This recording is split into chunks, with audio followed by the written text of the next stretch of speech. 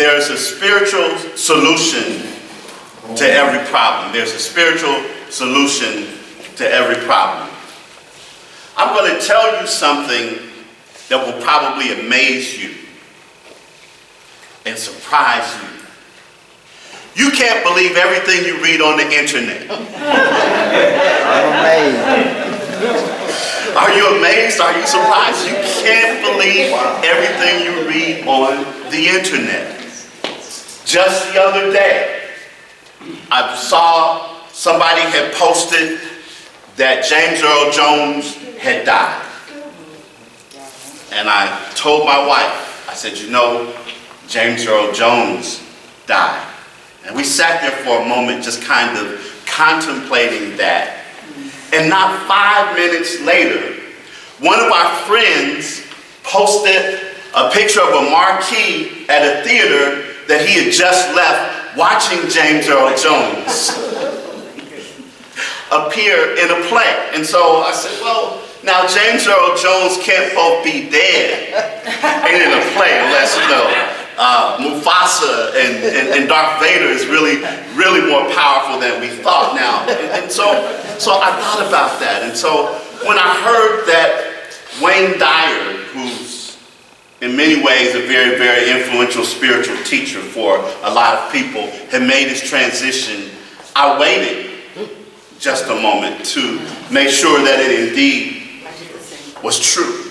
Because I didn't want to get off on that tangent anymore. And for those of you who are not familiar with Wayne Dyer is an author of over 20 books who has really changed the course of a lot of people's way of thinking. He's actually introduced the principles of New Thought to many people who otherwise never would have through his subscription series on PBS. A lot of the pledge drives around the country actually feature Wayne Dyer's teachings and things like that. And incidentally, one of my really close friends just finished her taping for PBS in Chicago a few weeks ago, and her offering will be the same thing on super healing, and I got a chance to go. I was really excited about it, so you'll see me on TV when the thing comes out.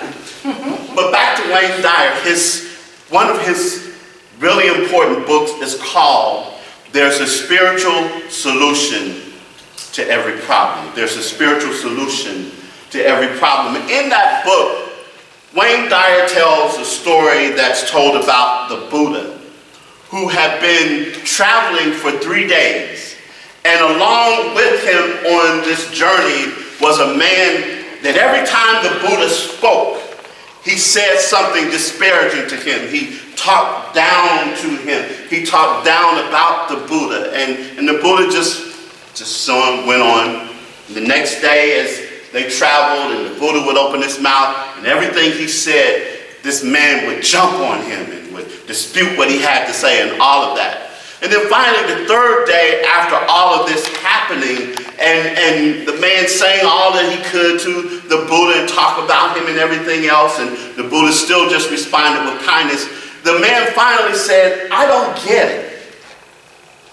Here, all of this time, you and I have been traveling, and I've been totally disrespectful to you. I've said things to you that have been harsh and mean-spirited and everything else, and you continue to respond back to me with loving kindness. I just don't understand it. I just don't get it.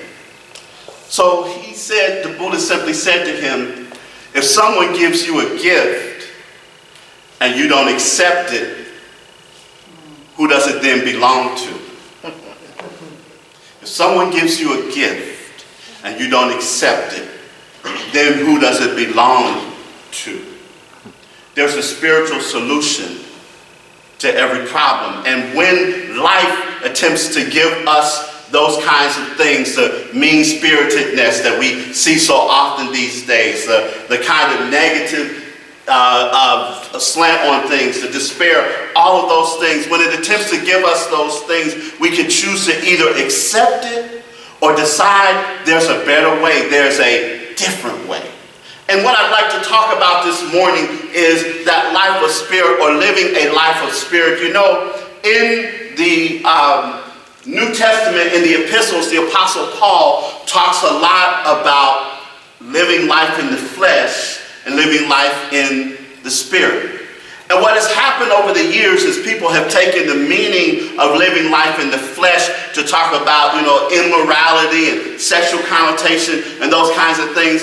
But what Paul was really writing about, if you read it in the Greek and you begin to understand, is he was talking about living a life on our own, living a life where we try to do things by ourselves, where we don't recognize that there is something deeper to us, and we think that the only thing that we have, the only resources that we have to face life's battles and to face life's problems and to face life's circumstances is what we have in front of us, ourselves. We think that's all that we have, and he talks about living a life of the flesh and living a life of spirit. And flesh means that we think we can do it ourselves, that we feel like we have to do it ourselves. And so often we can get caught up in that. So often we can find ourselves battling with what we think are problems that are insurmountable and those kinds of things, and that there's nobody that understands what we're going through, that there's nobody that can help us, that there is no solution, there is nothing there for us. We go through all of that and we miss out on the fact that we have something that's available to us whenever we need it. Instead, we engage in what I call mental malpractice. Mental malpractice. We worry about everything. And we worry about it. And we talk to other people and pull them into our worry about it.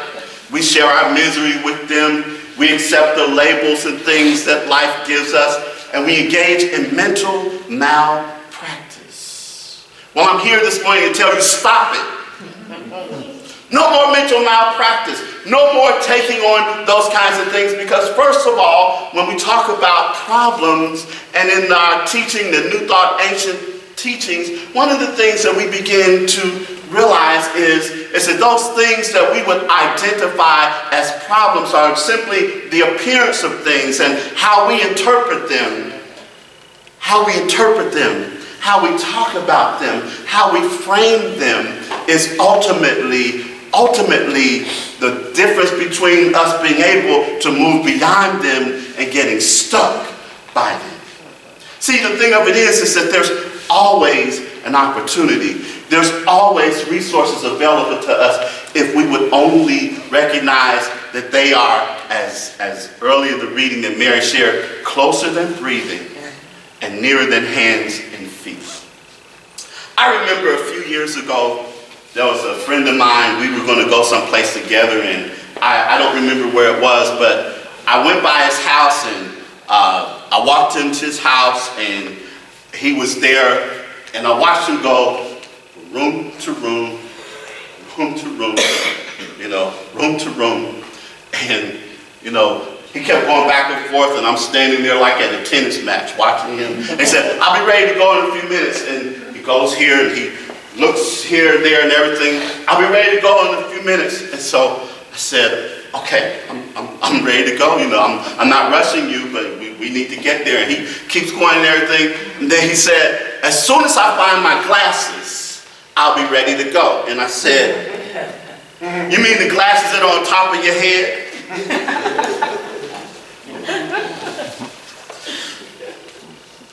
He said, okay.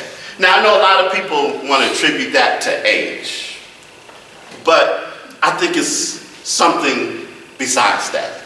So I'm letting y'all off the hook and think that it's only something that people of age do. I think that what so often happens is we become so consumed by situations and circumstances that we miss out on the most obvious things. We become so caught up in trying to solve this and trying to do this and that. And it's really no accident to me that Mary and I were trying to find a particular affirmative reading. We couldn't find it. And finally she said, well, just give me something. And so what I gave her from Joel Goldsmith, if you listen to the words, that basically what he was affirming is that in all things there's God. And no matter what the circumstances, no matter what the situation is, there's God. And when we continue to recognize that there's God, and not God outside there, not God sitting up on some throne looking down, commanding and demanding and condemning and all of those things, but God who is available to us right here and right now, that indeed is us, that expresses as us and is our living and our being, that we live, move, and have our being in God. And so how do we get in touch with that and recognize how obvious that is? Wayne Dyer, again in his book, says that there's some questions that we need to ask ourselves that help to activate this truth. He says that if we ask the question, how may I give? Or how may I serve? How may I give? Or how may I serve? Then when we ask that question, that the universe responds. And it responds in saying, how can I give to you? And how may I serve you? Not in a way of gimme, gimme, gimme, but in a way of making available to us the things that we need. Making available to us the wisdom that we seek and the wisdom that we need. Because if you begin to see yourselves as being in that place where the universe is giving and serving and is conspiring on your behalf, then no matter what is happening, no matter what is going on, ultimately you have what you need. Because it's always there. And again, it's not something we have to earn. It's not something that we have to beg and plead, that we hope that we will be able to deserve it one day. It's available right then, immediately. I was listening the other day to an interview with Jimmy Webb, who's a well-known songwriter. And Jimmy Webb, if you ever know the song, I'm telling my age now, Up, Up and Away, in My Beautiful Balloon. By the time I get to Phoenix, Wichita Linesman, and he's written songs that, MacArthur Park, he's written songs that have been sung by all kinds of artists of just enormous fame and all of that. And as he was being interviewed, the interviewer said, "You've written a great body of work and all of these songs. How do you come up with the creative ideas that you do? How do you really get in touch in such a way that you can pen such songs that have, lasting energy and lasting quality to them?" And he said, "Well, it's very simple." He said, "I believe that I have something that's inside of me. And when I get ready to compose and write, I sit down and I simply take the time to get in touch with it." And he said that when I take the time to get in touch with it, it directs me. And when I simply listen, it gives me the inspiration, it gives me the knowledge, it gives me, he said, now, some people may want to call what it is, and some people may think it sounds weird, but I say that it's God. And that God, through me, writes the songs. God, through me, creates. God, through me, does all of these things. And I said, wow, thank you, Jimmy Webb, because you helped to remind me, and I'm reminding you, that God, through you, Spirit in you, creates. It directs, it guides, it motivates, it heals, it directs, it gives you what you need. It's right there. You already have it. It's already operating in and through you. You are magnificent expressions of God. And when you get in touch with that, then you know what it's like to live a life of spirit. Then whatever problem or circumstance comes your way, you step back.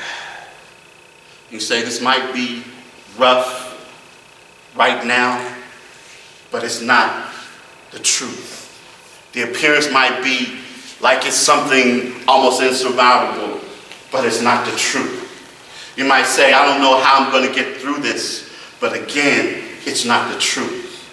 The truth is that God is, and you are God in expression. And no matter what it looks like, you can get through it. No matter what it looks like, you already have it solved. You already know the solution. Turn within and say, how may I give? How may I serve? And let the universe respond in kind. And so it is. And so it is.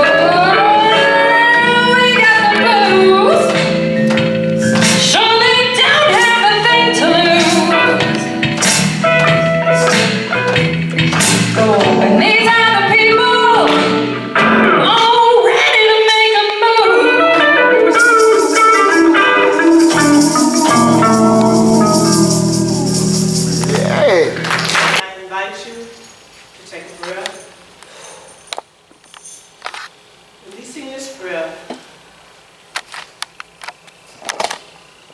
knowing that there is only one power, one presence in the universe, and that is God. And as each of us embodies all that we have learned today, we take it in, we make it our own, and we live from that truth. We give thanks for the music, for the fellowship. We give thanks for all that who have participated today. We give thanks for each of us as we have brought our special energy to this space and place. As we move forward into our week, we ask the question, how may I give? How may I serve? Knowing that the universe responds in kind, what is it that I can give to you? How is it that I can serve you? And as we face those things in life that we consider problems, those challenges, we face them head on. We step up, knowing that the solution is already there. Take a breath, breathe, center. I look within and allow Spirit to be my guide. I'll allow myself to be in that oneness, knowing that that oneness is all of the solutions. There was never a problem in the beginning because the solution was already at hand. I let go.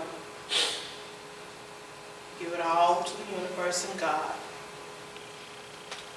Problem solved. And so it is. So it is.